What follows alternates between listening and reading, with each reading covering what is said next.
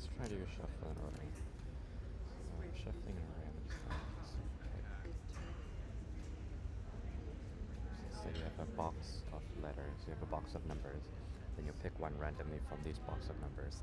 That is essentially shuffling array, where the chance you can pick a random number from this box is equally as likely as to the other numbers. So a way that we can simulate this is that we would pick a number, we would randomly swap this number with number 4 from it, and then after the swap we would pick it. This would mean that a index would be able to be switched with itself as well.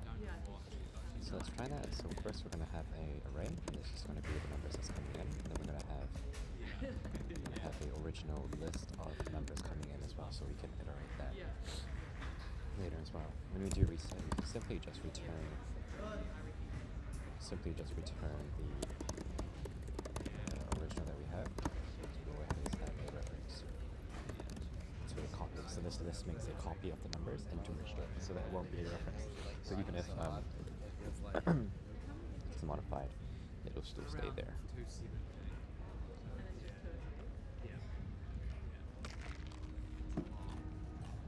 Goes a little deeper. So let's do our shuffle now.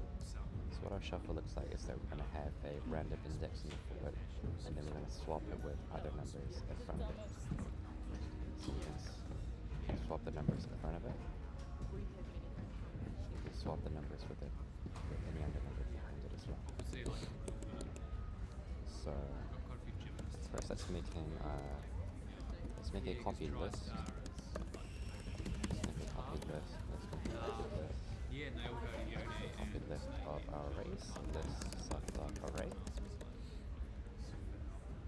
And we're going to go iterate through the indexes of these. So for I in range length of the copied list, we want to go to the end of it. Yeah. We're going to find a random index to pivot to. We're going to use the random dot random range. Random range. And then Jordan struck up Rand range. So the starting index is going to be I, so Jordan and that work working quite closely together. and the stopping index is going to be the length of this copied list. Just minus 1.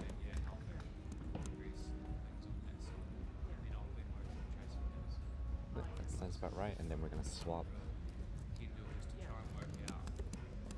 We're going to swap this current index with a random.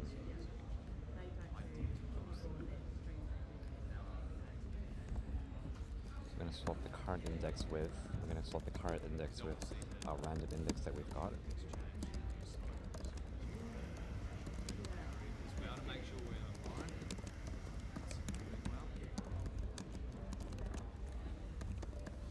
And then simply we can return the copied list at the end. And this is essentially how we would have shuffled the array. This is not defined.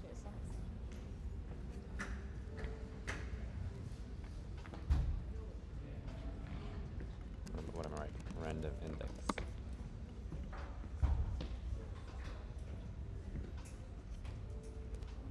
Empty range. Okay, well the step's going to be 1 because we're just going to be doing. I thought it defaulted to 1, but I guess I need to specify.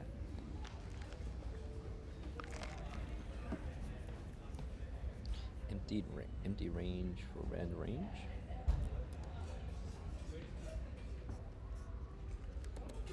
Okay. So I don't know how random range looks. I guess it's like the range function. Actually where. Okay. I guess it's like the range function where the last index is not counted. Maybe that's a Python specific thing. But either way, let's try to min stack next. So design a stack that supports push, pop, top, and retrieving the element in constant time. So every function must have a O of 1 tag complexity, so we actually can't go looking for the minimum index inside of it. So instantly what I'm thinking of is that we can have 2 stacks. One stack is the original stack, and this will keep track of Like the original stack will literally be a normal stack, whereas the min stack, we will only append the smallest element towards the min stack. Because if you think about it, if we have like, let's say we have 5, 3, and then 5, not 5, 3, and 2, 5, 3, and then 10, we're going to say 5. At that point, the min stack smallest is 5. And then next we're going to insert 3. And then at that point, the min stack is 3, so we're going to insert 3. And then say we insert 10 after that. So the original array will be 10. And for our min stack, we're actually just going to append 2. Because at that point for 10, the minimum number in this sequence of numbers that we've added is the 2. So yeah, this is a good approach to what we do for min stack. Yeah, so it's quite reasonable for me. So we're going to have 2 different stacks. One which keeps track of the original array, and one keeps track of the minimum element up until that point in the array. So when we pop, we'll be popping from the original array, but for the minimum stack, we'll be popping whatever is the minimum number up until that point. And if we do end up popping the minimum now, actually for us, the index before that will be the next most minimum number up until that element. So this sounds like a reasonable approach to me. So why don't we get up and coding this? So when we create a minimum stack, we said we're going to have 2 arrays, or 2 stacks. So we're going to have a, let's call it original, or yeah, just a stack. So should we just call this stack? Let's call it a stack. And this can be array, and then let's say the other one will be the actual min stack. So when we push towards, so when we push for the min stack, we're simply just going to be appending to the end of the stack. That's how a typical minimum stack works. But for the minimum part, so for the min stack part, we first need to see the smallest element, which is going to be at the end of the min stack. So first thing we need to check is if not self.min stack. So if it's empty, we're just gonna append it, because at this point it's always going to be the most smallest thing. So min stack.append val, because there's been nothing, so whatever number comes in is going to be the minimum. But if there is, we're just gonna get the minimum number, and this is gonna be at the very end of the minimum stack. So we're gonna look at the very last index, -1, and then we have to compare if minimum number, let's say the minimum number is smaller or equal to the value coming in.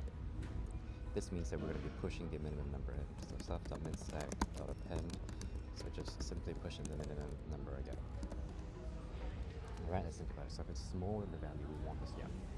Else, if it's not the case, we're going to be appending the value coming in.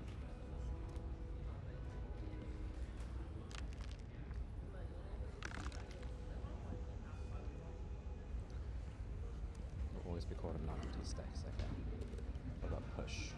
Well, that doesn't make sense because okay. So for pop, we can simply pop.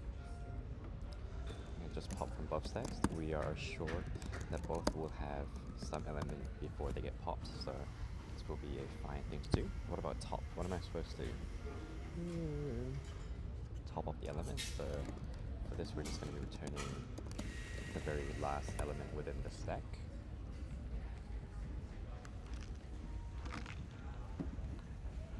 aka known as the most recently added element into the stack.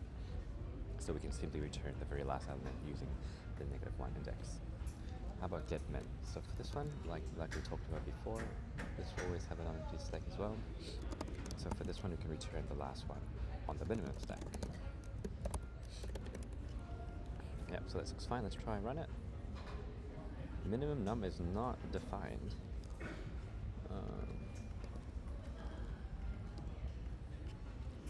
And let's run it. No. 302. Any difference? There's no difference. So let's try to submit this code, and it's accepted. So we can support a minimum stack using 2 different arrays, one which keeps track of the original array, and one keeps track of simply the most minimum number of the stack at all times.